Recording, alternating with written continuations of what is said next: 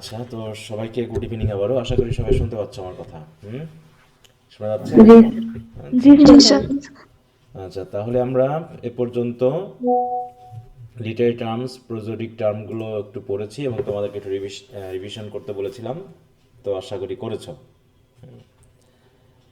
আচ্ছা, এখন এমন কোনো বিষয় আছে কিনা যেগুলো নিয়ে তোমাদের এখনো কনফিউশন আছে বা কথা বলা যেতে পারে? তো যদি থাকে তো বলতে পারো, তা না হলে আমরা আজকে আমাদের ইন্ট্রোডাকশন টু প্রোজে চলে যাব, যেখানে আমাদের letter to Lord James for rejecting knighthood, না, এটা আমরা পড়বো আর কি।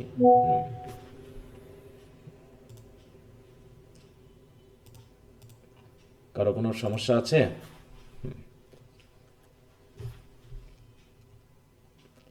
আচ্ছা, কারো কোনো সমস্যা নাই মনে হচ্ছে, কথা নাই যেহেতু। আচ্ছা, তো আরেকটা বিষয় হলো যে তোমাদের history of the emergence of independent Bangladesh, এটার আগামীকালকে, হ্যাঁ, আগামীকালকে 80 মার্কের একটা টেস্ট নেওয়ার কথা আছে। তাহলে 80 মার্কের জন্য কত ঘন্টা পরীক্ষা দিতে হয় বলো তো? 4 ঘন্টা। হ্যাঁ, 4 ঘন্টা। তাহলে যদি এই পরীক্ষাটা দিতে হয় তাহলে কখন শুরু করতে হবে বলো দিনি, যে 4 ঘন্টা তোমরা একটানা দিতে পারবা? এক একজনের তো এক একটা সমস্যা, হ্যাঁ, এক এক সময়। তো এই জন্য আমি যে সময়টা দিব, রাতেই অধিকাংশ ফ্রি থাকার কথা নাকি মানুষের, দিনের বেলায় হয়তো ব্যস্ত থাকো। এই জন্য, আর যেহেতু কালকে হচ্ছে কি বার? ফ্রাইডে। হ্যাঁ, শুক্রবার, শুক্রবার। তাই না? শুক্রবার। তাহলে দিনে দিলে কি ভালো হবে না রাতে, বলো? স্যার রাতেই দেন। রাতে স্যার। স্যার রাতে। স্যার রাতেই ভালো হবে, দিনে ওরকম হয় না। আচ্ছা, তাহলে রাতে, যেহেতু এটা 4 ঘন্টার পরীক্ষা, একটানা বসে দিতে হবে, কিন্তু এই প্র্যাকটিসটা করতে হবে, ঠিক আছে? তো সেই হিসাবে কিন্তু অনেক লিখতে হবে, অনেক লিখতে হবে। তো তোমরা ছবি তুলে ধীরে ধীরে দাও, সেটা সমস্যা না, কিন্তু পরীক্ষাটা যেন এক সিটিংয়ে দেওয়া হয়। হ্যাঁ, এটা একটু আমি বারবার বলছি। আর নিশ্চয়ই তোমরা পড়ে শেষ করেছো নাকি? কারণ এটা রিভিশন চলছিল, আশা করি পড়ে শেষ করেছো। কারণ এটার উপরে আর হয়তো যদি সম্ভব হয় সেটা ফাইনাল পরীক্ষার আগে আর একটা টেস্ট নেওয়া যেতে পারে, কিন্তু এই 80 মার্কের টেস্ট নিয়ে আমি এটাই শেষ করব যে আপাতত এটা পড়ানো হয়ে গেল। এরপর আমরা যাব হচ্ছে, এরপর পড়াটা দিব আমি রিডিং স্কিলসের। রিডিং স্কিলসের যেহেতু পার্ট এ এবং পার্ট বি নিয়ে কি করা হয়েছে, একটা করে পরীক্ষা নেওয়া হয়েছে না এ বি নিয়ে? জি জি স্যার। স্যার। জি স্যার। পার্ট সি এর এখনো নেওয়া হয়নি, তাই না? তো পার্ট সি, সি এর জন্য রিভিশন দেওয়াবো, দিয়ে একটা টাইম দিব, এরকম আরও প্রায় 15-20 দিনের মতো একটা সময় দিয়ে দিব, যার ভিতরে তোমরা রিডিং স্কিলসের পার্ট এ বি সি একবারে ভালো করে রিভিশন দিয়ে নিবা।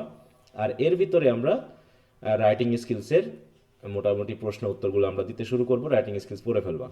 তারপরে এদিকে আমাদের এভাবে করে আমরা মোটামুটি একদম গুছিয়ে আসবো বলে আমি আশা করি। এখন তোমরা যদি গুছিয়ে পড়াশোনাটা করো, তাহলে খুব ভালো হয়।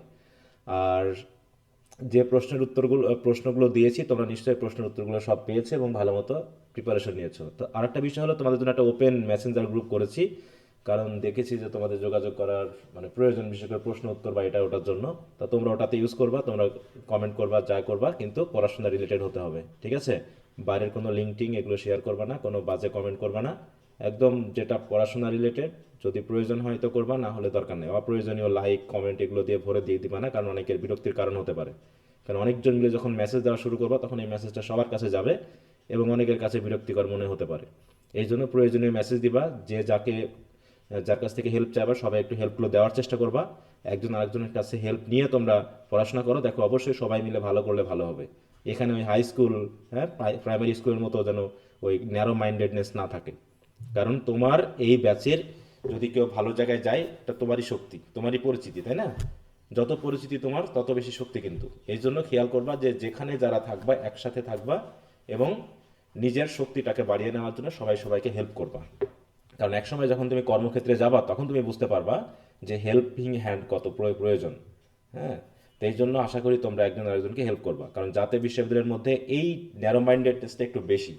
বুঝতে, এরা একজন আরেকজনকে সহজে হেল্প করতে চায় না, এদের মধ্যে একাগ্রতা নাই। এটা একটা বড় ধরনের সমস্যা। তো যাই হোক, আশা করি আমরা বুঝতে পেরেছি। তাহলে আগামীকাল আমরা সন্ধ্যা 7টা থেকে 11টা পর্যন্ত একটানা পরীক্ষা দিতে হবে, ঠিক আছে? সন্ধ্যা 7টা থেকে 11টা পর্যন্ত, দরকার হলে বাসায় তোমরা বলে নিবা। এবং খাতা খাতা যেন কোনো ওই বাইন্ডিং খাতা ছাড়া, বা তোমরা চেষ্টা করতে পারো যে খোলা পেজ নিবা, ঠিক আছে? দয়া দয়া করে নিজ দায়িত্বে হয়তো 20-50 টাকার একটু খোলা পেজ নিয়ে নিবা, বাইন্ডিং খাতা নিবা না, তাহলে ছবি তুলতে সমস্যা হবে। এমনকি ওই যে স্পাইরাল বাইন্ডিংয়েও খাতাও ইউজ করবে না, দাগ টানা খাতা ইউজ করা যাবে না। ঠিক পরীক্ষার মতো চওড়া যে জাতীয় খাতাগুলো পাওয়া যায়, ওই খাতাটা একটু দয়া করে তোমাদের যদি থাকে ওটা কালেক্ট করে নিবা এবং সেই খাতাতে লেখার চেষ্টা করবা। যেহেতু কালকে শুক্রবার, যদি এমনই হয় কারো বিশেষ সমস্যা, তাহলে তোমরা একটু অন্য খাতা ইউজ করতে পারো। তবে আমি বলবো তোমরা অবশ্যই খোলা পেজ এবং চওড়া যে খাতাগুলো পাওয়া যায় সেই খাতায় লেখার চেষ্টা করবা। আর অবশ্যই প্রশ্নের নাম্বারগুলো ভালো মতো দিবা, পয়েন্ট দেওয়ার সময় সেটাকে অবশ্যই আন্ডারলাইন করবা, এবং একটা প্রশ্নের উত্তর লেখা শেষ হয়ে গেলে দয়া করে কিছু ফাঁকা দিয়ে তারপর আরেকটা প্রশ্নের উত্তর লিখবা। আর যতই নিচে যদি কোনো প্রশ্নের উত্তর লিখতে গিয়ে একটা পেজের অর্ধেক শেষ হয়ে যায়, মনে করো এই প্রশ্নটা এখানে উত্তর লেখা শেষ, ঠিক আছে, এখনো এতগুলো ফাঁকা আছে, এতগুলো পেজ ফাঁকা আছে, ঠিক আছে, তাহলে তোমার এখানে আর উত্তর লেখার দরকার নেই, জাস্ট এখানে লিখবা যে অপর পৃষ্ঠায় দেখুন। হ্যাঁ, মোটামুটি হাফ পেজ পর্যন্ত চলে আসলে ওই পেজে আমি আর দ্বিতীয় প্রশ্ন উত্তর লেখা শুরু করব না, বিশেষ করে শর্ট এবং ব্রডের ক্ষেত্রে বলছি। কিন্তু ব্রিফ তুমি লিখতে পারো, ব্রিফ তো 1 পেজ বা 1.5 পেজের ভিতরে সবগুলো উত্তর হয়ে যাবে। কিন্তু বড় প্রশ্ন বা শর্ট প্রশ্নের উত্তরের ক্ষেত্রে যদি কোনো পেজের শেষের দিকে এসে হাফ পেজ হয়ে যায়, তাহলে এই পেজে আর কোনো কিছু না লিখে একটু দাগ টেনে দিয়ে এখানে লিখে দিবা অপর পেজ যাই দেখুন, তাই তো, অপর পেজে দেখুন বা পিটিও বা এরকম কিছু লিখে দিয়ে পরের পেজ থেকে আবার শুরু করবা। একদম যেন কাছাকাছি না হয়ে যায় যে এটা একটা প্রশ্নের উত্তর, বড় প্রশ্নের উত্তর এখানে শেষ করে আবার এখান থেকে একটা লেখা শুরু করছো, এখানের মধ্যে কোনো ফাঁকা নাই, তাহলে দেখতে খারাপ লাগে। অনেক সময় স্যারেরা মিস করে ফেলে যে কোন উত্তরটা কী সব ইয়ে করতে হয়। আর প্রশ্নের উপরে লেখা লাগে কি ক্রোনোলজিক্যালি উত্তর লিখতে হবে, এইটা এবার মিস করে তো সবাই এই যে সেকেন্ড ইয়ারের পরীক্ষায়, হ্যাঁ, স্যারের এমএল হয়ে গেছে। আমি বলছি এটা তো তোমাকে বারবারই শিখিয়ে দেওয়া হয়েছে, প্রশ্নে লেখা থাকে যে তোমাদের করতে হবে কি প্রত্যেকটা প্রশ্নের উত্তর ক্রোনোলজিক্যালি লিখতে হবে। ক্রোনোলজি মানে বুঝো, বলো তো? ধারাবাহিকভাবে। ধারাবাহিকতা কেমন আমি একটু দেখাই দিই, এগুলো এখনই শিখাই দিই, না তো আবার পরে মনে থাকবে না, আবার ঝামেলা করবা। যেমন বির পরে সি, সির ভরে ডি, ডি দিয়ে আবার যদি বি না দিই এমন। হ্যাঁ, এইগুলো একটু দেখাই দিই, দেখো এরকম মনে করো একটা প্রশ্নের উত্তর দিয়ে দেখাই। হুম, মনে করো এই প্রশ্নের উত্তরটা, ঠিক আছে তো, এখানে মনে করো আছে 10টা প্রশ্নের উত্তর লিখতে হবে। তো এখানে তুমি মনে করো ক উত্তরটা পারো, খটা পারো না, আবার গটা পারো, ঘটা পারো, উঁটা পারো না, চ পারো, ছ পারো, বর্গীয় জ পারো, ঝ পারো না। তাহলে যেগুলো পারো না সেগুলো তো বাদ দিয়ে যাবা, কিন্তু এমন যেন না হয় আগে ক লিখছো, তারপরে ঝ লিখছো, তারপরে উঁ লিখছো, তারপর আবার ছ লিখছো, তারপর আবার খ লিখছো, এমনটা যেন না হয়। যেটা পারো না সেটা বাদ দিয়ে কয়ের পরে গ লিখবা, যেহেতু খ তুমি পারো না। গ পারো, ঘ পারো, উঁ পারো না, তাহলে উঁ বাদ দিয়ে চ লিখবা। এমন যেন না হয় যে ঘয়ের পরে একবারে ঝ লিখছো, আবার ঝয়ের পরে আবার ক লিখতেছো, এরকম এলোমেলো যেন না হয়, ঠিক আছে তো।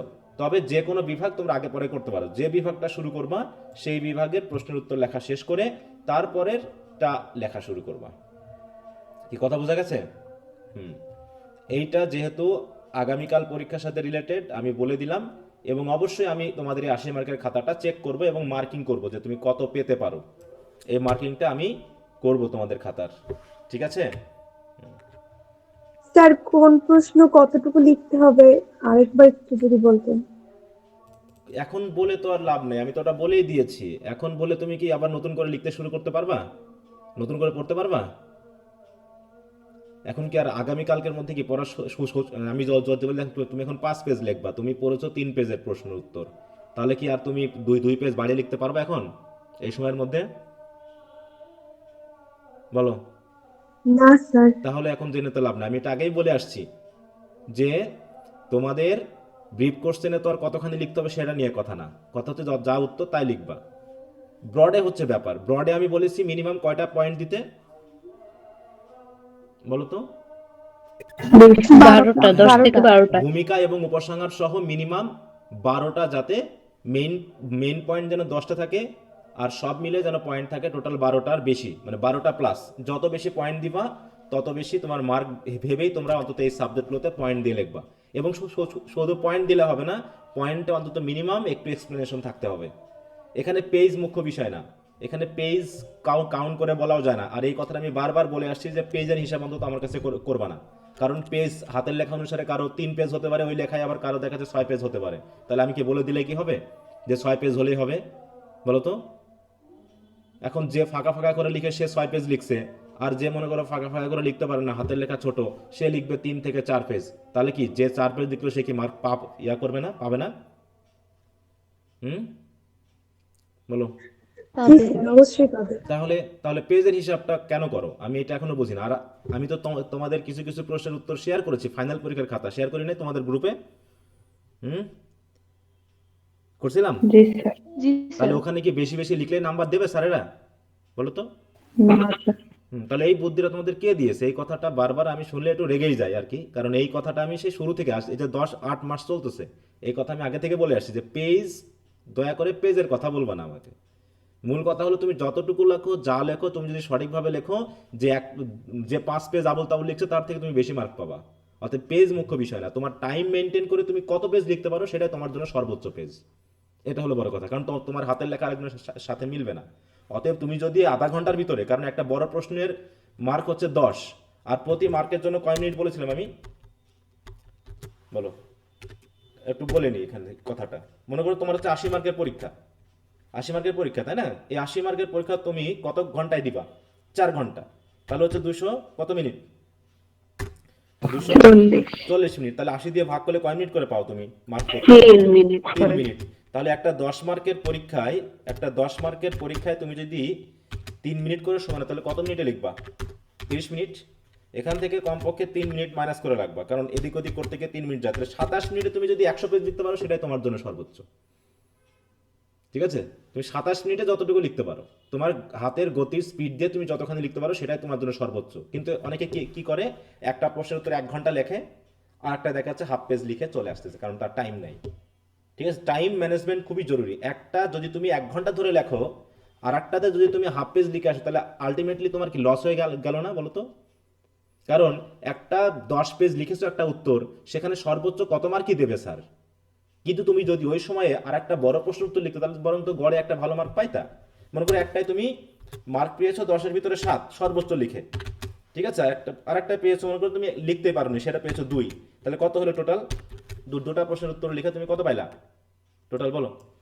9। 9 পাইলা। তাহলে তুমি পাইছো 9। কিন্তু তুমি মনে করো যে তুমি দুইটা মিলে কত পাইলা? 6 করে পাইলা। যে তুমি এটা 7 পাওনি, মোটামুটি লিখছো, তুমি মনে করো যে 5 পাইলা, 5 প্লাস হচ্ছে 5, তাহলে কত হলো? 10। 10। তাও তোমার 1 মার্ক বেশি থাকতেছে। কিন্তু 7 পাওয়ার জন্য, মানে তুমি সর্বোচ্চ লিখেছো দিকে 7-এর বেশি তোমাকে দেবেই না, বরং তুমি ওর থেকে 2-3 পেজ কম লিখে 6 পেতে পারো। এই জন্য ওই 1 ঘন্টা ধরে একটা মনের মাধুরী দিয়ে লিখে আর একটা তুমি 1 পেজে লিখতে পারতেছো না, ওরকম পরীক্ষা দেওয়ার দরকার নেই।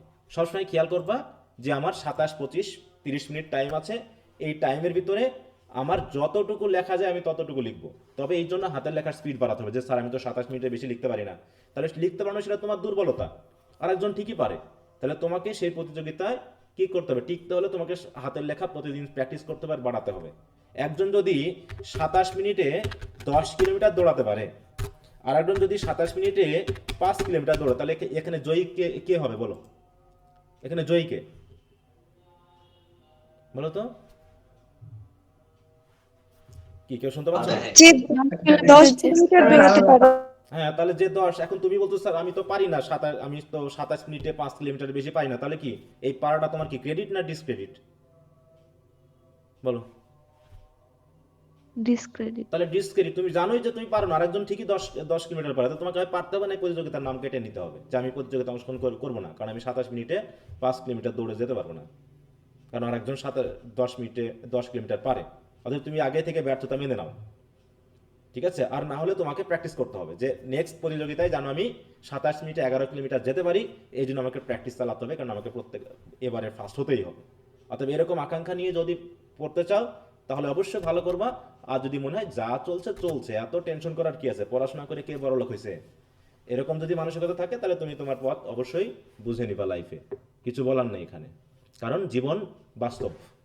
জীবন কারো ভান বুঝে না, জীবন কারো তোষামদি বুঝে না, জীবন বোঝে বাস্তবতা। কারণ গায়ে আগুন ধরাই দিলে তোমার গা পুড়বে, আর বরফের ভিতরে ডুব দিলে পারে তোমার গা ঠান্ডায় পড়বে। একটা আগুনে পড়বে আর একটা হচ্ছে ঠান্ডায়, একটা তাপে পড়বে একটা ঠান্ডায় পড়বে, ঠিক আছে? অতএব যে বাস্তবতা বাস্তবতাই। অতএব তুমি জীবনকে যেমন দিবা, তোমার জীবনও তোমাকে তেমনই ফেরত দিবে। জীবন কখনো কারোর সাথে প্রতারণা করে না, এ পর্যন্ত করেনি। ঠিক আছে? এই জন্য বলবো যে অবশ্যই আশা করি তোমরা ভালো প্রস্তুতি নিয়েছো এবং ভালোভাবে পরীক্ষাটা দিবা। আর কারো কি কোনো প্রশ্ন আছে এই বিষয়ে যে স্যার এই পরীক্ষা নিয়ে? না। আচ্ছা, যদি না থাকে তো আমরা তাহলে পড়াটা শুরু করি। ওকে,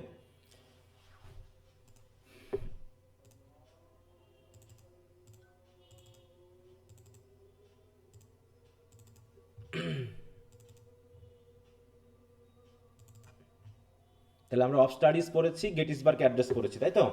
আর আই হ্যাভ আ ড্রিম পড়েছি। আজকে আমরা পড়বো হচ্ছে letter to Lord Chelmsford. Letter to Lord Chelmsford পড়েছো কেউ ক্লাসে বা কোনো কোথাও? জি স্যার, ক্লাসে পড়াইছি। আচ্ছা,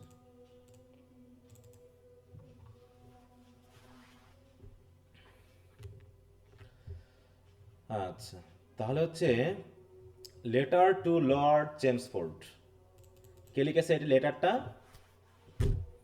রবীন্দ্রনাথ ঠাকুর। রবীন্দ্রনাথ ঠাকুর। কার কাছে লিখছে? Lord Chelmsford. হ্যাঁ, লর্ড চেমসফোর্ডের কাছে। সে বেটা কে ছিলেন দেখি একটু।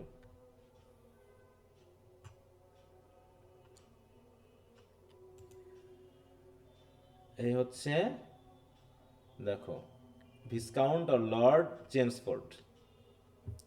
তিনি লর্ড হার্ডিং এর, তাই তো, পরে এসেছিলেন এবং আর্ল অফ রিডিং এর আগে। তাহলে বলছে এখানে দেখো, তিনি এখানে ইন্ডিয়াতে ছিলেন, যে ভাইসরয় ছিলেন, তাই না? ভাইসরয় কত সাল থেকে কত সাল? 1916 থেকে 1929 পর্যন্ত তিনি ভারতীয় উপমহাদেশে ভাইসরয় ছিলেন, তাই তো? ভাইসরয় ছিলেন। হুম। আর এই ভাইসরয় যখন তিনি, তাহলে কত সাল থেকে? 1916 থেকে 1921 সাল পর্যন্ত তিনি ছিলেন, ঠিক আছে তো? এবং সেই সময়ে ইংল্যান্ডের রাজা কে ছিল আমরা একটু দেখি।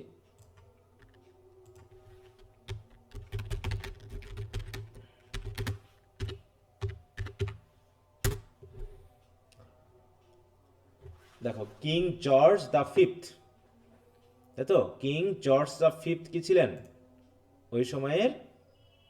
তিনি ছিলেন ইংল্যান্ডের রাজা, ঠিক আছে? এই যে দেখতে পাচ্ছ রাজাকে,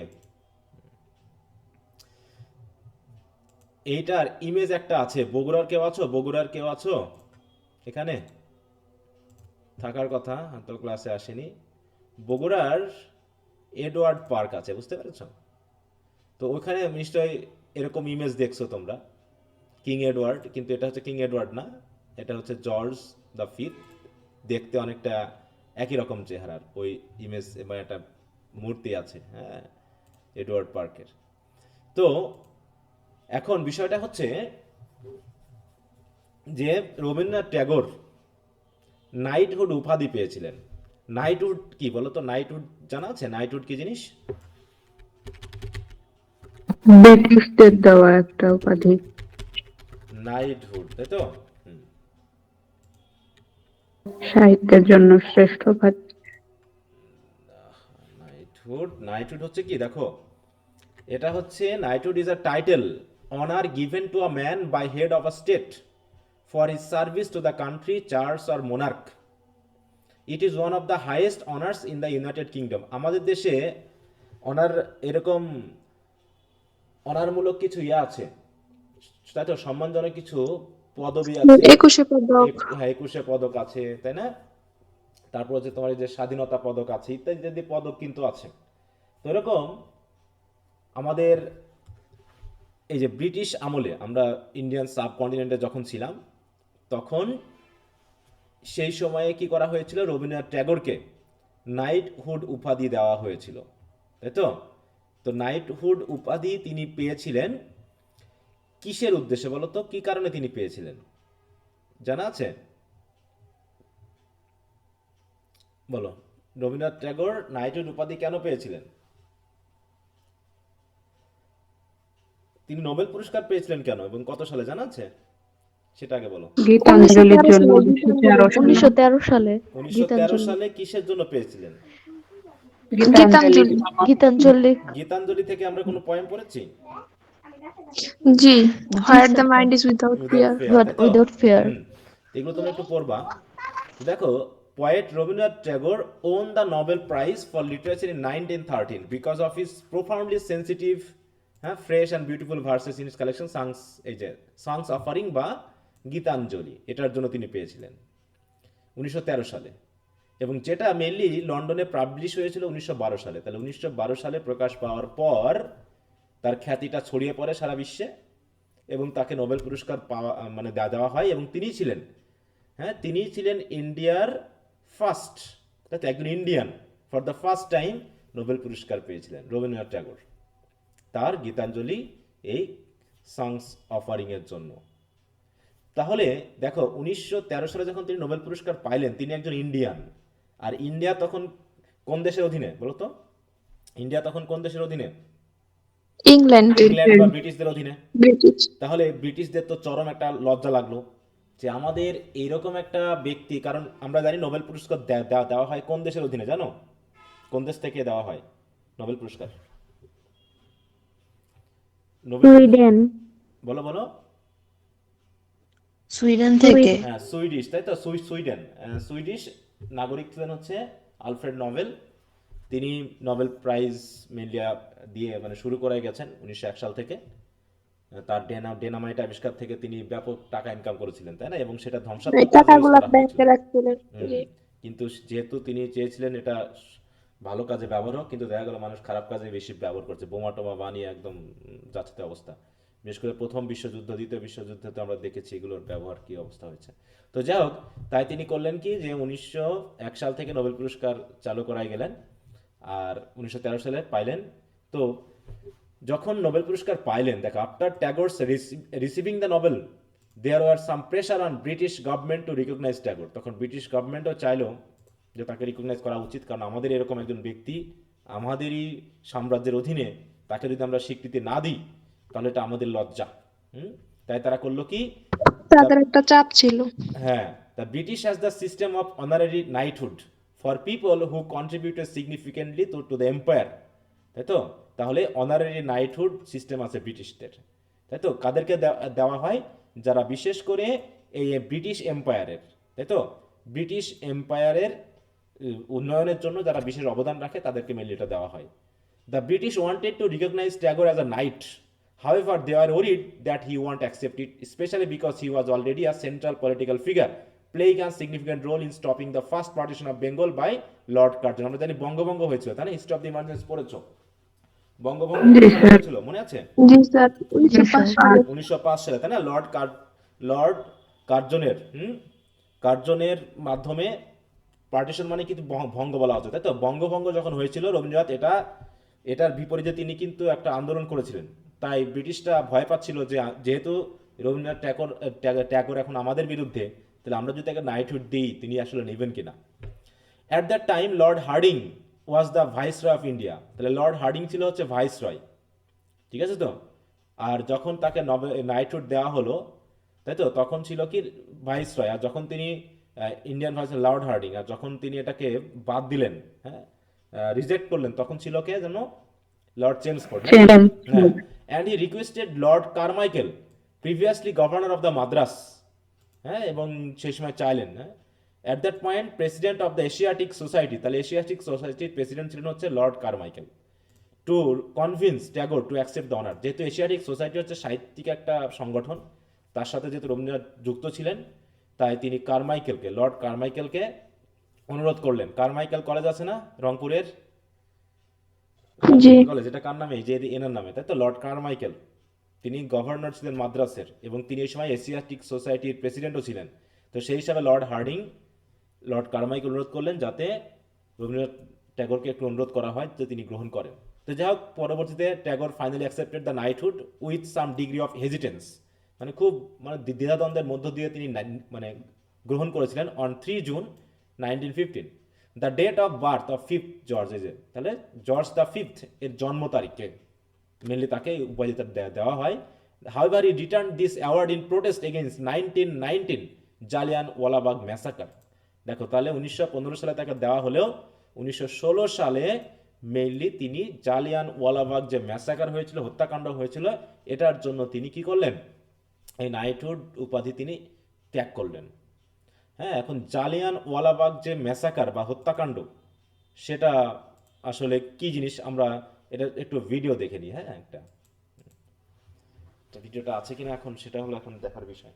ইউটিউবে ছিল আগে, এটা আমি যে ডাউনলোড করে রাখবো সেটা আমার আসলে কয়েকবার দেখেও ভুলে গেছি। এটা ডাউনলোড করে রাখা যায় কারণ এটা ভালো একটা ভিডিও।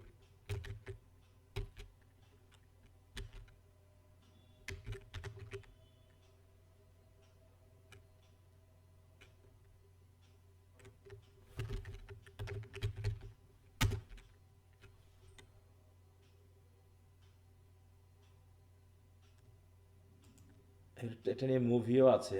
হুম, এই যে এটা এটা হ্যাঁ, আচ্ছা, এটা আমি রেকর্ডিংটা একটু অফ করে দিব কারণ তা না হলে ইয়া ধরে আর কি। হ্যাঁ,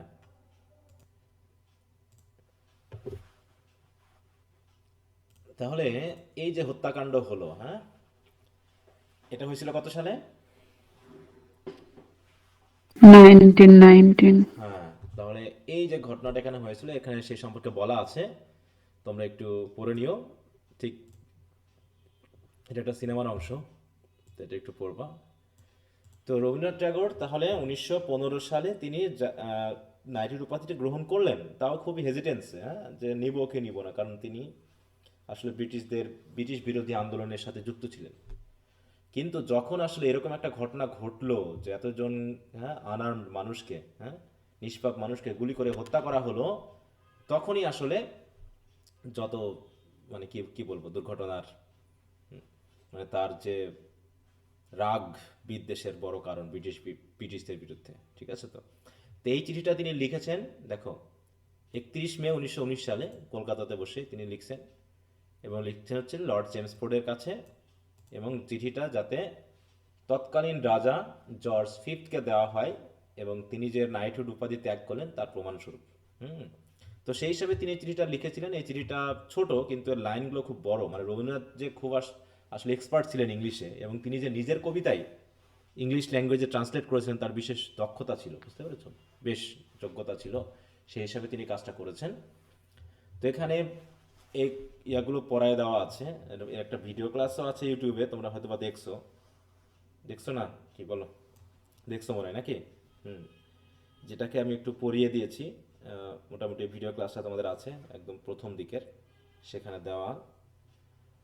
তো সেই হিসাবে আমরা একটু পড়ে নিই লাইন বাই লাইন। এখানে বেশি লাইন নাই, কয়েকটা সেন্টেন্স আছে মাত্র, আর সেন্টেন্সগুলো খুবই বড় বড়। হ্যাঁ, খুবই বড় বড় সেন্টেন্স। সেন্টেন্সগুলো একটু কঠিন হতে পারে তোমাদেরকে বুঝতে, এবং ওয়ার্ডগুলোও একটু জটিল টাইপের, কিন্তু তারপরেও বোঝা যাবে আর কি। হ্যাঁ, তা বলছে দেখো, দ্য এনরমিটি অফ মেজার্স, তাহলে হচ্ছে প্রথমে শুরু হয়েছে কি দিয়ে, ইয়োর এক্সিলেন্স। এক্সিলেন্স বলতে আমরা প্রধানত কাদেরকে বুঝি? ইয়োর অনার কখন বলা হয় বলো? ইয়োর অনার বলা হয় কাদেরকে? জাজদেরকে, না? যেটা জাজ থাকে, টিচার বা জাতীয় মানুষদেরকে স্যার বলা হয়, যারা রাজা বাইরাম লর্ড থাকে তাদেরকে ইয়োর এক্সিলেন্সি বলা হয়। হ্যাঁ, ইয়োর এক্সিলেন্সি। তাহলে সেই হিসাবে এটা সম্বোধন করার পর তিনি বলছেন কি, দেখো, যে the enormity of the measures. Measures মানে কি? যে পদক্ষেপ, হ্যাঁ, যে পদক্ষেপ নেওয়া হয়েছে তার যে বিশালতা।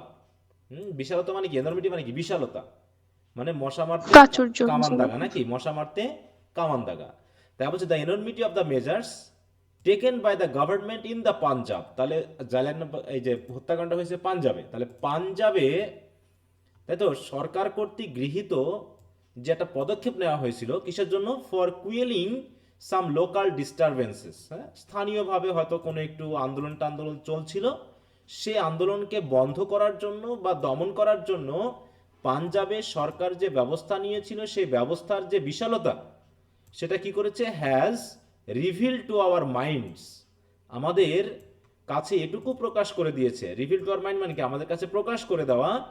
কি প্রকাশ করেছে? The helplessness of our position as British subject in India. তাহলে ইন্ডিয়াতে ব্রিটিশ নাগরিক হিসাবে বা ব্রিটিশ সাম্রাজ্যের নাগরিক হিসাবে আমাদের যে অসহায়ত্ব, আমাদের অবস্থানের যে অসহায়ত্ব, সেটাকে প্রকাশ করে দিয়েছে। With a rude shock. With a rude shock মানে কি? দেখার পর আমরা খুবই কঠিনভাবে ব্যথিত হয়েছি, মানে কঠিন একটা ব্যথা বা কষ্ট দিয়ে এই যে ঘটনাটা, এই ঘটনাটা আমাদের কাছে প্রকাশ করেছে যে আমরা ইন্ডিয়ানরা ব্রিটিশ নাগরিক হিসেবে আসলে খুবই অসহায়। সাবজেক্টস মানে কি বলতো? সাবজেক্ট বলতে কি বোঝায়? সাবজেক্টস মানে কি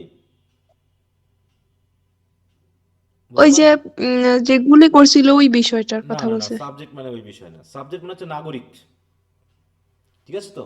প্রজা। হ্যাঁ, প্রজা, ঠিক আছে তো? নাগরিক বা প্রজাকে বোঝাচ্ছে, তাই তো? ব্রিটিশ প্রজা বা ব্রিটিশ নাগরিক। এই যে দেখো, এটা মানে হচ্ছে, দেখো এখানে বাংলাটা আমি করে দিয়েছি, এখানে সবগুলো রিয়া দেওয়া আছে। দেখো, দ্য ইনারমিটি মানে বিশালতা অফ দ্য মেজার্স, পদক্ষেপের, এগুলো আর আমি পড়াচ্ছি না, তোমরা একটু শীটটা দিয়ে দিব, তোমরা পড়ে নিবা। বলছে পাঞ্জাবে কিছু স্থানীয় বিশৃঙ্খলা, কুয়েলিং মানে কি দমন করা, হ্যাঁ, আর ডিস্টার্বেন্স মানে হচ্ছে বিশৃঙ্খলা, দমন করার জন্য সরকার কর্তৃক গৃহীত পদক্ষেপের তীব্রতা ভারতে ব্রিটিশ প্রজা হিসাবে আমাদের অবস্থানের অসহায়ত্বকে করুণভাবে আমাদের কাছে প্রকাশ করেছে। করুণভাবে মানে কি উইথ এ রুড শক, হ্যাঁ, এই যে উইথ এ রুড শক বলে একটা কথা ছিল, উইথ এ রুড শক মানে প্রচন্ড আঘাতের সহিত বা করুণভাবে। হুম, তাহলে বোঝা গেল যে আসলে দেখো, যাদেরকে গুলি করা হয়েছে তাদের দিক থেকে কি এই পুলিশদের কোনো রকম ইয়া ছিল, ভয় ছিল, বা কোনো রকম প্রাণঘাতী কোনো কিছু হতে পারতো পুলিশদের, তাই তারা গুলি করলো? পুলিশরা তো গুলি তখনই করতে না। পারে যখন তাদের বিরুদ্ধে একটা হুমকি থাকতে পারে, যে তাদের জীবনের হুমকি, তখন তারা গুলি করতে পারে। কিন্তু এখানে ছিল যারা, তাদের কাছে কোনো একটা লাঠি পর্যন্ত নাই, তাই তো? একটা লাঠি পর্যন্ত নাই, অথচ তাদেরকে সরাসরি পাখির মতো গুলি করে মারা হলো। তাহলে কি একটা মানে শাস্তি! তাই বলছে পরবর্তী সেন্টেন্স কি দেখো, দ্য ডিসপ্রপোর্শনাল সিভিয়ারিটি, তাহলে সিভিয়ারিটি মানে তীব্রতা, আর ডিসপ্রপোর্শনেট মানে হচ্ছে অসামঞ্জস্য, যেটা মিলছে না, তাই তো? মশা মারতে কামান দাগা, যেটা বললাম, মশাকে তো কামান দিয়ে গুলি দিয়ে করে মারলে তো আসলে তাকে তো খুঁজে পাওয়া যাবে না। তাই বলছে সিভিয়ারিটি বা হচ্ছে তীব্রতা বা নির্দয়তা কিসের? অফ দ্য পানিশমেন্ট, যে পানিশমেন্ট কি করা হয়েছে, inflicted upon the unfortunate people, তাহলে অসহায় মানুষের উপরে, তাই তো, কি করা হয়েছে? শাস্তির যে তীব্রতা, অসামঞ্জস্য তীব্রতা বা নির্দয়তা দেখানো হয়েছে, এবং the methods of carrying them out, এবং এই পানিশমেন্টগুলো যেভাবে দেওয়া হয়েছে, মেথড মানে কি, যে পদ্ধতিতে দেওয়া হয়েছে, এখানে ওদের শাস্তি দেওয়া হয়েছে কিভাবে? সরাসরি গুলি করে। হ্যাঁ, হয়তো তারা বন্দুক দিয়ে একটু তাদেরকে মারতে পারতো, মাথায়, পিঠে, হাতে, পায়ে মারতে পারতো, কিন্তু না মারে একদম সরাসরি গুলি করে দিল। তাহলে এই যে শাস্তি প্রদানের যে পদ্ধতি, ক্যারি আউট মানে কি প্রদান করা বা সম্পাদন করা, তাহলে এইগুলো দেখার পর উই আর কনভিন্সড, আমরা এটুকু বুঝে গেছি যে are without parallel in the history of civilise government, যে কোনো সভ্য সরকারের মানে হিস্ট্রিতে, ইতিহাসে এমনটা দেখা যায় না যে অসহায় মানুষের উপর সরাসরি গুলি করা হয়েছে। তাহলে যে are without parallel in the history of civilise government, barring some conspicuous exception recent and remote. Barring মানে কি উইদাউট, মানে কিছু ব্যতিক্রম থাকতে পারে, হ্যাঁ। কনসপিকিউয়াস এক্সেপশন, এক্সেপশন মানে কি ব্যতিক্রম, কনসপিকিউয়াস মানে উল্লেখযোগ্য। তাই বলছি কিছু উল্লেখযোগ্য ব্যতিক্রম বাদে, সেটা সাম্প্রতিক সময়ে হোক বা অনেক দূরের হোক। রিসেন্ট মানে কি সাম্প্রতিক সময়, আর রিমোট মানে কি অনেক দূরে, মানে পৃথিবীতে অনেক ইতিহাস। ঘটনা আছে, তার ভিতরে কাছাকাছি কোনো হোক, সাম্প্রতিক ঘটনা হোক বা অনেক দূরের ঘটনা হোক না কেন, কিছু এক্সাম্পল বাদ দিলে পারে, কিছু এক্সেপশন বাদ দিলে পারে, আসলে সভ্য সরকারের ইতিহাসে এইরকম ঘটনা, এইরকম শাস্তি এবং এরকম ভাবে শাস্তি প্রদানের উপায় আসলে দেখা যায় না। হ্যাঁ, এটাকে আর দেখা যায় না, যেটা আমরা এই ঘটনার প্রেক্ষিতে দেখেছি। তো দেখো এখানে কি বলছে বাংলা, যে আমরা বুঝতে পেরেছি যে উই আর কনভিন্সড মানে কি, আমরা বুঝতে পেরেছি যে অসহায় জনসাধারণকে প্রদত্ত শাস্তির যে কঠোর নির্মমতা এবং এই শাস্তি প্রদানের যে প্রক্রিয়া, তা কিছু উল্লেখযোগ্য ব্যতিক্রম ব্যতীত সাম্প্রতিক বা অতীতের সভ্য সরকার ব্যবস্থার ইতিহাসের সাথে তুলনীয় নয় বা অতুলনীয় বা আনপ্যারালাল বা প্যারালাল নয়। মানে এরকমটা খুব একটা দেখা যায় না, যে এরকম ভাবে এমনি একটা আন্দোলন করলো, একটু ইয়া করলো, তুমি গুলি করে মেরে দিলা। কুকুরকেও মানুষ মনে হয়, মানে কুকুর যদি তোমাকে না কামড়ে, জাস্ট যদি বার্কিং করে বা ঘেউ ঘেউ করে, তুমি কি গুলি করবা? বলো তো, তুমি কি গুলি করবা? হ্যাঁ, হয়তো লাঠি দিয়ে একটু মারবা বা ঢেলা টেলা দিয়ে একটু আঘাত করবা, কিন্তু নিশ্চয়ই তুমি গুলি করবা না। কিন্তু এদেরকে সেভাবে গুলি করা হয়েছে। হ্যাঁ, কি বুঝতে পেরেছো বিষয়টা? জি স্যার। আচ্ছা, এরপর কি বলছে তৃতীয় সেন্টেন্সে, কনসিডারিং, বিবেচনা করে যে, that such treatment has been meted out to a population, বলছে এটুকু বিবেচনা করে যে যে শাস্তিটা দেওয়া হয়েছে, যে আচরণটা করা হয়েছে, এই আচরণটা এমন এক জনগণের সাথে করা হয়েছে যারা ছিল কেমন? ডিজার্ভ অ্যান্ড রিসোর্সলেস, যারা ছিল ডিজার্ম মানে কি? নিরস্ত্র না? আর রিসোর্সলেস মানে কি? অসহায়। তাহলে এবং তাদেরকে শাস্তি দেওয়া হয়েছে কাদের? বায়া পাওয়ার।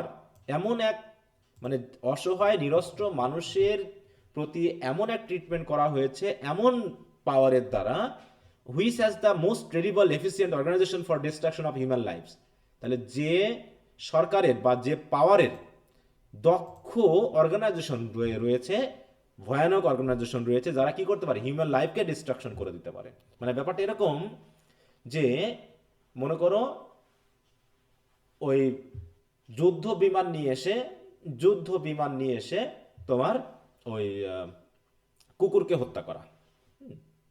তাহলে অসহায় কুকুরকে যুদ্ধ বিমান দিয়ে হত্যা করা, তার মানে যুদ্ধ বিমান সেটা খুবই এফিসিয়েন্ট, তাই তো? একটা খুবই হাই ইনস্ট্রুমেন্ট যুদ্ধ ক্ষেত্রের, হ্যাঁ, অস্ত্র। সেটা কি আর এই কুকুর মারতে আনলে হবে বলো? তাই বলতেছে না। মানুষগুলো ছিল অসহায়। তো এই অসহায় মানুষকে শাস্তি দিয়েছে এমন এক ব্যক্তি, ঠিক অনেকটা প্রধানমন্ত্রী এসে যদি একজন রিক্সাওয়ালাকে চড় দেয়, তাহলে কি হবে বলো? এটা কার অপমান? রিক্সাওয়ালা? প্রধানমন্ত্রীর।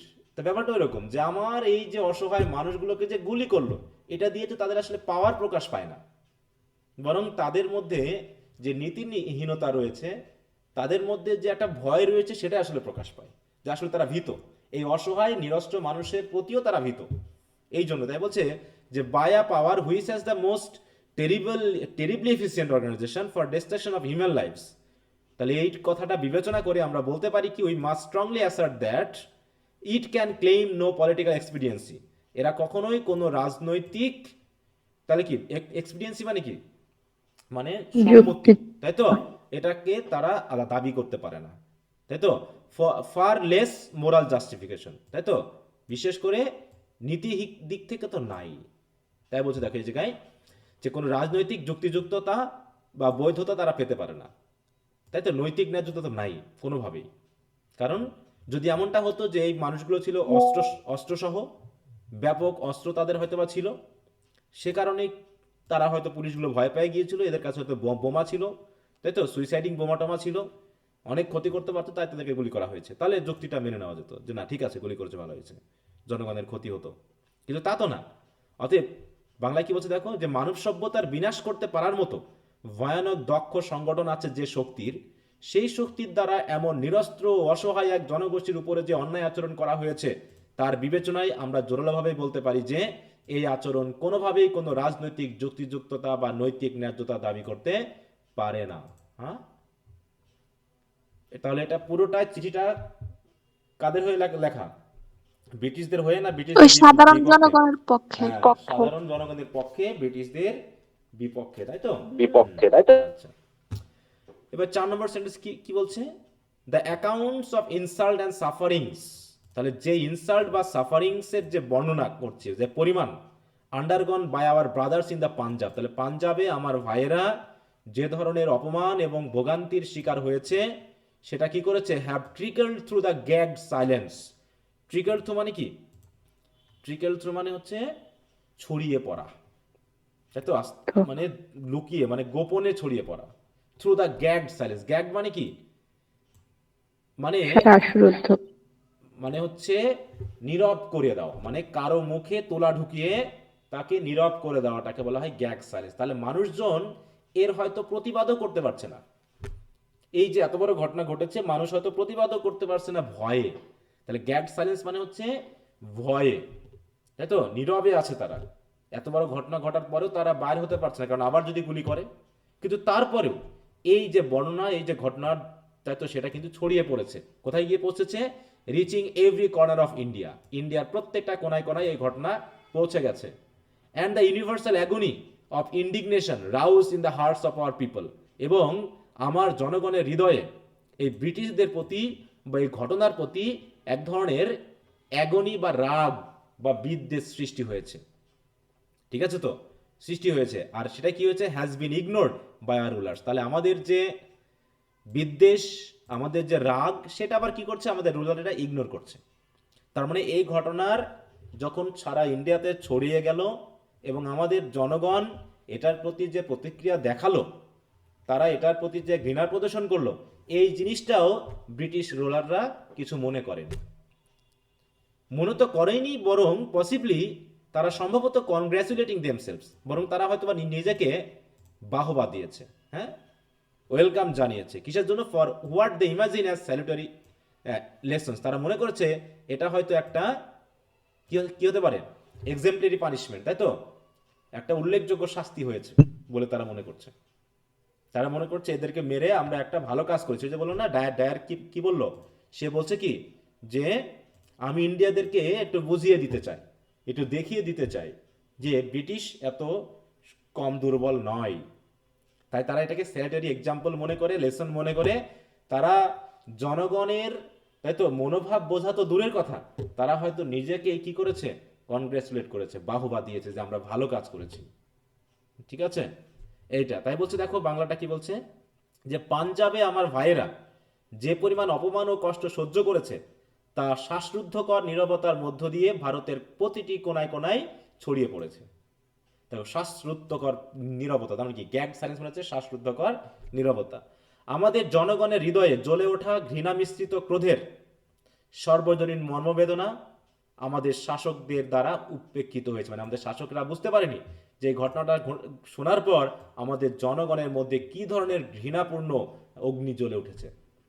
বরং সম্ভবত তারা এ ধরনের শাস্তিকে নিরাপত্তামূলক শিক্ষা মনে করে নিজেদেরকে অভিনন্দন জানিয়েছে। হ্যাঁ, যে ভালো হয়েছে। কি কথা বুঝতে পেরেছো? জি স্যার। আচ্ছা, এবার তাহলে কি কি দাঁড়ালো, যে আমাদের শাসকেরা কি করছে, আমাদের প্রতি এক ধরনের মানে ক্যালাসনেস বা উদাসীনতা দেখিয়েছে। তাই তো, এই ঘটনাতে যে আমরা বেশি রেগে গেছি, আমরা যে তাদের প্রতি বিরূপ প্রতিক্রিয়া দেখিয়েছি, তারা এটাতে কিছু মনেই করেনি। তারা মনে করছে ভালোই হয়েছে, যা হয়েছে ভালোই হয়েছে, কারণ অন্তত এরা হয়তোবা আমাদের বিরুদ্ধে একটা মানে কি হুমকি হয়ে থাকতে পারত। দিস ক্যালাসনেস হ্যাজ বিন প্রেইজড, বলছে এই যে উদাসীনতা, এটা praised by most of the Anglo Indian papers. Anglo India মানে কি, ইন্ডিয়ান পেপার নাকি ব্রিটিশ ভারতীয় পত্রিকা, যে পত্রিকাটা ব্রিটিশদের দ্বারা প্রচারিত হয় মানে ইন্ডিয়াতে, এটা হচ্ছে অ্যাংলো ইন্ডিয়ান পেপার। তাহলে অধিকাংশ অ্যাংলো ইন্ডিয়ান পেপারে এটা নিয়ে খুব প্রশংসা করা হয়েছে যে ভালোই হয়েছে, এবং which have been in some cases have been gone to the brutal length of making fun of our sufferings. এবং প্রেইজ তো ব্রিটিশ সরকারকে করা হয়েছেই, তার সাথে সাথে আমাদের ভোগান্তিকে কি করা হয়েছে, আমাদের ভোগান্তি নিয়ে তারা খুবই মজা করেছে। হুম, তারা হয়তো হেসেছে, তারা হয়তো মজা করেছে আমাদের এই ভোগান্তিটাকে নিয়ে। হুম, কথা বুঝতে পেরেছো কি অবস্থা হয়েছে? জি without receiving the list check from same authority, যে অথরিটি এটাকে একটু চেকও করেনি যে না এরকম করে পেপার পত্রিকায় দেওয়া ঠিক না, এটাও এই অথরিটি করেনি। বরং তারা কি করেছে, রেলেন্টলেসলি কেয়ারফুল, বরং তারা খুবই যত্ন সহকারে কি করেছে, স্মুদারিং এভরি ক্রাই অফ পেইন, আমাদের ব্যথার যে যন্ত্রণার যে চিৎকার, সেই চিৎকারকে তারা স্মুদার করার চেষ্টা করেছে, হ্যাঁ, দমন করার চেষ্টা করেছে। An expression of judgement from the organs representing the sufferers. তাহলে যারা সাফারার, তাদের যে অর্গান রয়েছে বা সংগঠন রয়েছে, তারা যে জাজমেন্ট দিচ্ছে, যে এক্সপ্রেশন দিচ্ছে, সেটাকেও এই সরকার কি করছে, রিলেন্টলেসলি মানে প্রতিনিয়ত খুব যত্ন সহকারে দমন করার চেষ্টা করেছে। ঠিক আছে, তাই এই জিনিসটা রবীন্দ্রনাথ ঠাকুরের কাছে খুবই খারাপ লেগেছে।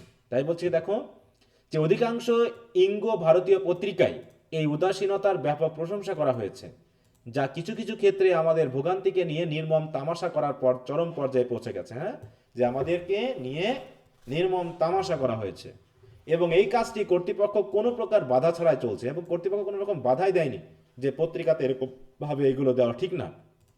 এই কর্তৃপক্ষই আবার কি করছে, ভুক্তভোগীদের প্রতিনিধিত্ব করে যে সকল সংগঠন, তাদের কষ্টের আকুতি ও বিচার বুদ্ধির অভিব্যক্তি দমন করতে সদা সতর্ক, মানে খুবই রিলেন্টলেসলি কেয়ারফুল, যে কিভাবে তাদেরকে স্মুদার করা যায়, দমন করা যায়, যে এই ভুক্তভোগীদের পক্ষ নিয়ে যারা কথা বলবে তাদেরকে কিভাবে দমন করা যায়, সেটার জন্য সরকার কিন্তু সদা ব্যস্ত এবং খুবই সতর্ক। কোনোভাবে এটাকে তারা যেন কি করতে না পারে, এটা নিয়ে যেন আন্দোলন করতে না পারে। কি বুঝতে পেরেছো কি অবস্থা? বোঝা গেল? লাইনে আছো তো নাকি? জি জি স্যার স্যার। বুঝছি। আচ্ছা, জি স্যার। সমস্যা হলে জানাতে হবে, ঠিক আছে? কারণ খুবই বড় বড় স্যার যে রিলেন্টলেসলি মানে বাধাহীন ভাবে। হ্যাঁ, প্রতিনিয়ত, তাই তো? হ্যাঁ, এই যে বাধা বুঝছি ছাড়াই, স্যার। বাধাহীন বা বাধা ছাড়াই, হ্যাঁ, রিলেন্টলেসলি। এবার কি বলছে 6 নম্বর, দেখো কত বড় সেন্টেন্স, হ্যাঁ, দেখতে পেয়েছো? বিশাল এক সেন্টেন্সে একটা প্যারাগ্রাফ। এই জন্য একটু ভেঙে ভেঙে দিয়েছি, তোমরা একটু এটাকে ভেঙে ভেঙে একটু দেখে নিবা শীটটা ধরে ধরে, হ্যাঁ। তেমনি এটার মানে কি, এটার মানে কি দিয়ে শেষে তার পুরো মিনিংটা দিয়েছে, একটু দেখলেই বুঝতে পারবা। ওকে, তার বলছে কি নোয়িং দ্যাট, আর এটা জেনে যে our appeals have been in vain, যে আমাদের আবেদন, আমাদের চাওয়া অকারণ হয়েছে, হ্যাঁ, যে আমরা যে আকুতি জানিয়েছি, আমরা যে দাবি জানিয়েছি, সেটা নিয়ে তারা যেন কোনো রকম কিছু মনেই করেনি। And that the passion of vengeance is blinding the nobler vision of statesmanship in our government, এবং এটা জেনে যে আমাদের সরকার, তাই তো, আমাদের সরকারের যে সকল স্টেটম্যানশিপ আছে, মানে যারা হচ্ছে সরকার পরিচালনার দায়িত্বে আছে, তাদের ভিতরে যে নবলার ভিজন, মানে মহৎ যে উদ্দেশ্য, সেই উদ্দেশ্যটাকে যে ব্লাইন্ড করে দিয়েছে প্যাশন অফ ভেঞ্জেন্স, মানে কি প্রতিশোধ পরায়ণতা, প্রতিশোধের যে প্যাশন, সে প্যাশন যে আমাদের সরকারে যারা কাজ করছে তাদের যে অন্ধ করে দিয়েছে, এটা জেনে which could so easily afford be magnanimous, যে সরকার হয়তোবা খুব সহজে আমাদের প্রতি সদয় হতে পারত, as befitting it's physical strength and moral tradition, কারণ আমাদের সরকারের শারীরিক শক্তি অনেক বেশি এবং এর মোরাল ট্রেডিশন হচ্ছে জনগণকে কি করা, সেবা করা। তো এই দিক থেকে যে সরকার সদয় হতে পারত, উদার হতে পারত, সেই সরকারের নিয়োজিত যে সকল স্টেটম্যানশিপ বা যে সকল কর্মকর্তা রয়েছে, তারা যে প্রতিবাদের মানে হচ্ছে কি, কি বলবো, ভেঞ্জেন্স মানে হচ্ছে প্রতিশোধের প্যাশনে তারা যে অন্ধ হয়ে গেছে, এটা জেনে আমি বুঝতে পেরেছি যে এদের সাথে কোনো কথা বলে কোনো কাজ হবে না, কারণ তারা অন্ধ হয়ে গেছে, কারণ তারা এখন প্রতিশোধের আগুনে জ্বলছে। অতএব তাদেরকে যতই নীতি কথা বলা হোক তারা শুনবে না। সুতরাং এই সব কিছু বিবেচনা করে আমি যেটা করতে পারি, the very least I can do for my country, আমি আমার দেশের জন্য যতটুকু করতে পারি সেটা কি, is to take all consequences upon myself, যে এর যত দায় আমার নিজের উপরে তুলে নেওয়া। এতে কি কি হবে, in giving voice to the protest of millions of my countryman, এতে হয়তোবা লক্ষ লক্ষ আমার দেশের যে জনগণ রয়েছে তাদের প্রতিবাদে অন্তত আমার কণ্ঠস্বরটা মেলানো হবে, মানে তাদের প্রতিবাদে কি করতে পারি, আমি একটু ভয়েস দিতে পারি। ভয়েস দেওয়া মানে কি, সম্মতি দেওয়া, তাই না, যে আমিও তোমাদের সাথে আছি। কারণ কি, আমাদের জনগণ কেমন হয়ে গেছে, surprised into a Dam anguish of terror.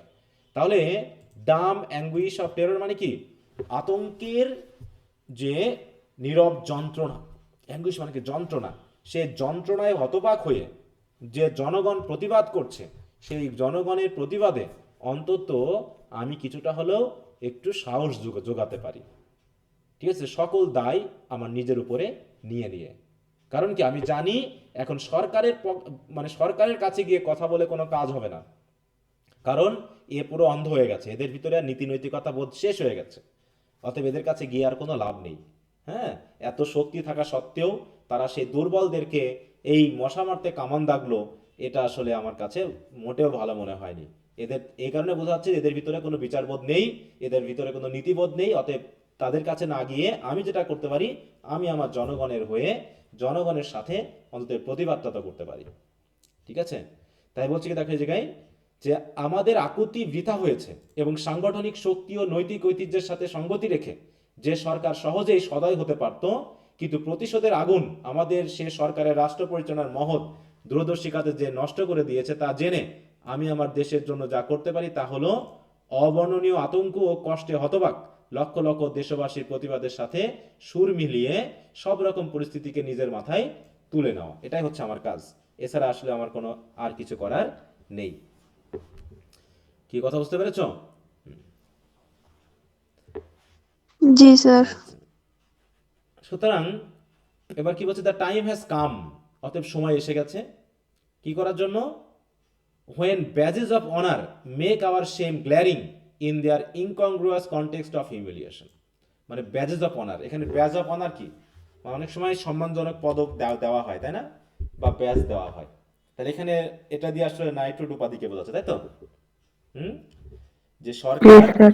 আমাকে একটা সম্মানজনক উপাধি দিয়েছে, আমাকে একটা সম্মানজনক পদক দিয়েছে, পদবি দিয়েছে। এখন জনগণ নিশ্চয় প্রত্যাশী যে আমাকে যেহেতু ব্রিটিশ সরকার এত বড় একটা পদবি দিল, তাহলে নিশ্চয়ই ব্রিটিশ সরকার আমার কথা শুনবে, কারণ তারা আমাকে অন্তত সম্মান জানিয়েছে, তাহলে সম্মানের সহিত আমার কথা অন্তত শুনবে। কিন্তু তারা তো শোনেনি, বরং আমার কথা না শুনে বরং জনগণকে নির্বিচারে হত্যা করেছে। তাহলে আমাকে ব্রিটিশ সরকার যে সম্মানটা জানালো, তাই তো, তাহলে কি করছে, এই সম্মানটাই বরং আমার অপমানটাকে আরো বেশি গ্ল্যারিং করে তুলছে। মানে আমাকে বেশি আরো বেশি কি করে তুলছে, অসম্মানিত করে তুলেছে। তাহলে সম্মান দিয়ে যদি সেই সম্মানজনক অবস্থান আমাকে দেওয়া না হয়, তাহলে এটা আমার অসম্মানকেই বেশি করে তুলে ধরে। গ্ল্যারিং মানে কি, আরো বেশি উজ্জ্বল করে তোলা, বা অনেকের কাছে আরো বেশি কি করা, মানে স্পষ্ট করে তোলা।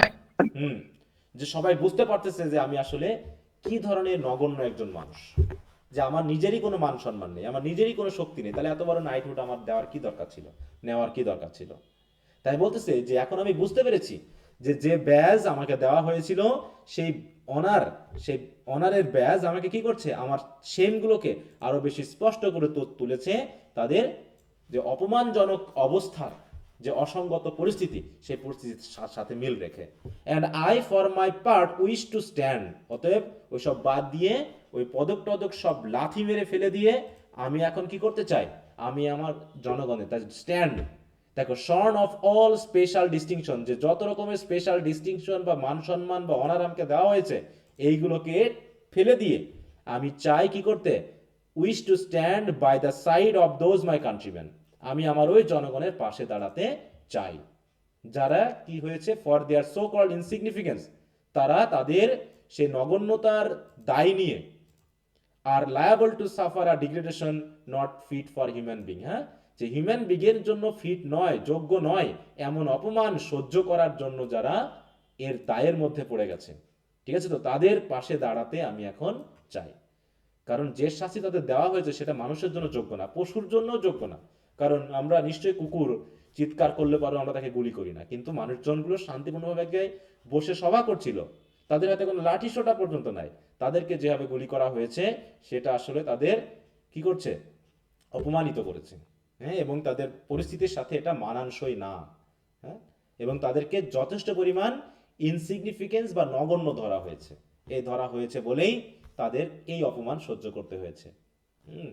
তাই বলছি কি, দেখো যে সময় এসে গেছে যখন সম্মান জ্ঞাপক প্রতীকগুলো তাদের অপমানের অসঙ্গত পরিস্থিতিতে আমাদের লজ্জাকে আরো স্পষ্ট করে তুলেছে, এবং এই পরিস্থিতিতে আমি আমার পক্ষ থেকে সকল প্রকার বিশেষ মর্যাদা ত্যাগ করে আমার সেই দেশবাসীর পাশে দাঁড়াতে চাই, যারা তাদের তথাকথিত নিচতার জন্য মানব জাতির জন্য উপযুক্ত নয় এমন অপমান সহ্য করতে বাধ্য হচ্ছে। তাহলে মানব জাতির জন্য উপযুক্ত নয় এমন অপমান তারা সহ্য করছে। আর এর জন্য আমার এই জনগণের জন্য হলেও যে মান সম্মান আমাকে তারা দেখিয়েছে, সব আমি ছেড়ে দিতে চাই। তাহলে এই হলো পুরোপুরি আমাদের রবীন্দ্রনাথ ট্যাগরের কি বিশেষ আলোচনা, তাই তো, যে আসলে আমি নাইটহুড উপাধি কেন ত্যাগ করতে চাই। তাহলে এর প্রধান ইয়াটা কি, উপলক্ষটা কি, এই জালিয়ানওয়ালাবাগ হত্যাকাণ্ড, তাই না? হ্যাঁ, তাহলে দেখো এই পর্যন্ত আমরা পুরোটা দেখলাম কি, যে এটা হচ্ছে reasons behind the rejection of knighthood. এবার তিনি লাস্টে বলে দিবেন যে কেন আসলে তিনি রিজেক্ট, মানে কিভাবে রিজেক্ট করবেন, কাকে বলতেছেন এই কথাগুলো, সেগুলো আমরা দেখি। তাই বলছে, দেখো, sorry, these are the reasons, এই হচ্ছে সকল কারণ। একদিকে হচ্ছে আমাকে নাইট উপাধি দেওয়া হয়েছে, সম্মান দেওয়া হয়েছে, কিন্তু আমাকে সম্মান দেখানো হচ্ছে না। যদি সম্মান দেখাতো তাহলে আমি অন্তত আমার জনগণের হয়ে সরকারের কাছে গিয়ে কথা বলে সরকার আমার কথা শুনতো, কারণ জনগণ সে আস্থা আমার কাছে রাখে। কিন্তু যখন রাখছে না, তখন নিশ্চয়ই তারা আমাকে অসম্মানিত বেশি করছে। এটা একটা কারণ। তাহলে যে নাইটহুড আমাকে সম্মান এনে দিয়েছিল সেটা আমার অসম্মানকে আরো বেশি স্পষ্ট করে তুলছে, এই জন্য এটা ত্যাগ করবো।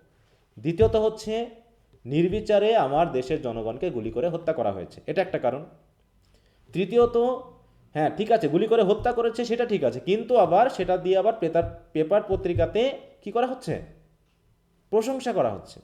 এমনকি আমাদের যন্ত্রণা কষ্টকে নিয়ে তারা ফান করছে লেখালেখির মাধ্যমে, এবং সরকার এর বিরুদ্ধে কোনো কথা বলছে না। তাহলে এটার একটা কারণ, তাই তো। এবং এত কিছু ঘটে যাওয়ার পরেও আমার দেশের জনগণ এই বিষয় নিয়ে যেন কোনো কথাই বলতে পারছে না, কারণ তাদেরকে এমনভাবে দোমাটকায় মানে শ্বাসরুদ্ধকর পরিবেশে রাখা হয়েছে ভয় দেখিয়ে, যে জনগণ এত বড় ঘটনা ঘটে যাওয়ার পরেও কিচ্ছু বলতে পারছে না। তাহলে এই সব কিছুর কারণে কি কি হচ্ছে দেখো, হুইচ হ্যাভ পেইনফুলি কম্পেলড মি, যেটা আমাকে খুবই যন্ত্রণার সহিত বাধ্য করেছে কি করতে, টু আস্ক ইউর এক্সিলেন্সি, আপনার কাছে বলতে, উইথ ডিউ ডেফারেন্স অ্যান্ড রিগ্রেট, যথাযথ সম্মান এবং দুঃখ নিয়েই আপনার কাছে বলতে বাধ্য করেছে, to relieve me of my title of knighthood, যে আমাকে নাইটহুডের যে উপাধি আপনারা দিয়েছেন, দয়া করে সেই উপাধি আমার কাছ থেকে নিয়ে নেন, আমাকে এখান থেকে মুক্ত করেন। Which I had the honour to accept from his majesty the king, যেটা আমি রাজার হাত থেকে নেওয়ার মতো সম্মান অর্জন করেছিলাম। দেখো, at the hands of your predecessors, মানে কি, এই যে রাজা আপনার পূর্বসূরির, তাই তো, প্রেডিসেসর মানে কি, পূর্বসূরি, মানে আপনার আগে যে লর্ড ছিলেন, তাই তো, 1915 সালে যখন আমি উপাধিটা পেয়েছিলাম, তখন সেই লর্ডের হাত থেকে আমি নিয়েছিলাম। For whose nobleness of heart I still entertain great admiration, যার হৃদয়ের মহত্বকে আমি এখনও প্রশংসার সহিত স্মরণ করি, তাই তো, কারণ তারা আমাকে সেই ধরনের যোগ্য ভেবেছিল বা সেই ধরনের সম্মানিত ভেবেছিল বলে আমাকে দিয়েছিল। কিন্তু আপনারা, আপনি এবং বর্তমানে রাজা কি করছেন বলো, আমাকে নিশ্চয়ই সেই সম্মান দিচ্ছেন না। এই জন্য আপনার কাছে সম্মানের সহিত এবং দুঃখের সহিত বলছি যে আমাকে যে নাইটহুড উপাধি দিয়েছিলেন আপনারা, দয়া করে আমার কাছ থেকে এটা নিয়ে নেন, এখান থেকে আমাকে মুক্ত করেন, আমি আর উপাধি নিয়ে সহ্য করতে পারছি না। ঠিক আছে, তাই বলছে দেখো, এ কারণেই বলছে, এ সকল কারণেই শ্রদ্ধা ও অনুতপ্তের সহিত নাইট উপাধি থেকে মুক্ত করার কথা আপনাকে আমার কাছে বেদনাদায়কভাবে বলতে বাধ্য করেছে, যা আপনার পূর্বসূরির মাধ্যমে মহামান্য রাজার কাছ থেকে গ্রহণ করার সম্মান অর্জন করেছিলাম, যার আন্তরিক মহত্বকে আমি এখনও গভীর প্রশংসায় স্মরণ করি। যে তিনি একটা মহত্ব দেখিয়েছিলেন যে আমার মতো ক্ষুদ্র মানুষকে এরকম একটা উপাধি দেওয়া যায়। আসলে কি তাহলে রবীন্দ্রনাথ ট্যাগরকে উপাধি কি তারা আসলে সম্মানের সহিত দিয়েছিল, না নিজের মান বাঁচানোর জন্য দিয়েছিল বলো? নিজের মান বাঁচানোর জন্য। সম্মান বাঁচানোর জন্য। যেহেতু সে একটা নোবেল প্রাইজ পাইছে। হ্যাঁ, এই জন্য খেয়াল রাখবা যে তোমাকে কে মান বাঁচানোর জন্য দিচ্ছে আর কে তোমাকে সত্যিকারের সম্মানজনক পদ দিচ্ছে, এটা খেয়াল রাখতে হবে। তোষামোদী বেশি দিন টিকে না, এই তোষামোদী একসময় শেষ হয়ে যায় এবং তোমাকে আরও বেশি অসম্মান করে তুলবে। এই জন্য যতটুকু পারা যায় এই জাতীয় বিষয়গুলো থেকে দূরত্ব বজায় রাখা। আচ্ছা, তাহলে এই হলো মোটামুটি আমাদের চিঠিটি। তাহলে চিঠিটা ছোট, কিন্তু কয়টা সেন্টেন্সে শেষ হয়ে দেখো, মাত্র 8টা সেন্টেন্সে শেষ, এবং কি বিশাল বিশাল সেন্টেন্স, তাই না? তো আমি ছোট ছোট করে কেটে কেটে দিয়েছি সেন্টেন্সগুলো বড় বলে, তোমরা এই শিটটা ধরে আবার একটু পড়ে নিবা এবং সেন্টেন্স স্ট্রাকচারগুলো কীভাবে হয়েছে দেখো। এখান থেকে শুরু, এটা একটা সেন্টেন্স, মানে একটা সেন্টেন্সে একটা প্যারাগ্রাফ, একটা সেন্টেন্সে একটা প্যারাগ্রাফ, হ্যাঁ, একটা সেন্টেন্সে এক একটা, এখানে অবশ্য একের অধিক আছে, কিন্তু এগুলোতে সব একটা করে সেন্টেন্স। এক, দেখো এই জায়গায় একটা আছে, দুইটা। তো যাই হোক, এই হলো মোটামুটি আমাদের লেটারটি। কি বুঝতে পেরেছো সবাই? জি স্যার। এখন এই যে হিস্ট্রিক্যাল ব্যাকগ্রাউন্ডের এই অংশটুকু দেওয়া আছে, এবং দেখো গতবার এই প্রশ্নটা এসেছিলো এই কোশ্চেনের সাথে একদম রিলেটেড, হ্যাঁ, কিন্তু ছেলে মেয়ে কেন যে লিখতে পারেনি, মানে অধিকাংশ সব ভুল লিখেছে। খাতা দেখলাম তো কি পরিমাণ ভুল যে লিখছে, তারা এগুলো যেন বুঝেই না, কিচ্ছু বুঝে না। হ্যাঁ, দেখো একবার করে রিডিং পড়লেও তো উত্তরগুলো পারা যায় না বলো? একদম বাজে প্রশ্নের উত্তর তার হয় না, কিন্তু তারপরেও ছেলে মেয়ে ঠিকমতো পড়ে না বলেই যত ঝামেলা। আচ্ছা, তারপরে দেখো যদি কারো কোনো সমস্যা থাকে একটু বলতে পারো, কোথাও যদি বুঝতে অসুবিধা হয় কারো।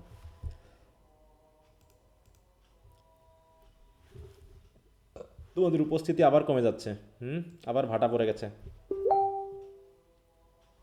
হাত তোলো যদি কারো সমস্যা থাকে, একটু হাত তোলো। বেশ কয়েকদিন প্রায় 40-এর কাছাকাছি যুক্ত হচ্ছিল, আবার রাগ করা কমে দিয়েছি, আবার তোমরা যাচ্ছে সাই করছো। হ্যাঁ,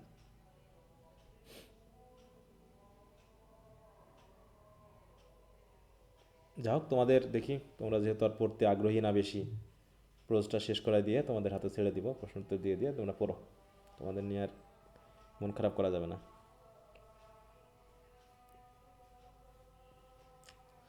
আচ্ছা, কারো সমস্যা নাই বলো?